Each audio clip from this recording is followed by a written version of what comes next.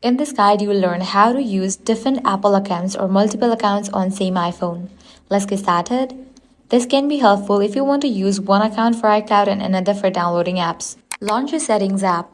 Then click on your Apple ID given at the very top. Navigate to the option Media and Purchases. Then click on the option Sign Out. Click on Sign Out to confirm it. After you do this, close this. This will remove the current Apple account from the App Store while still keeping it signed in for the iCloud services. After signing out, you can close this. Now launch your App Store. Click on the profile icon given at the top right. Then select the option Sign in with Apple account. Here, you can enter a different Apple account that you want to use for downloading apps and making purchases. When signed in, your iPhone will use the first Apple account for iCloud services like backups and photos, while the second account will be used for App Store. And that's it. This is how you can easily use multiple accounts on your iPhone. If this guide helped you out, do not forget to like, share, and subscribe. Thanks for watching.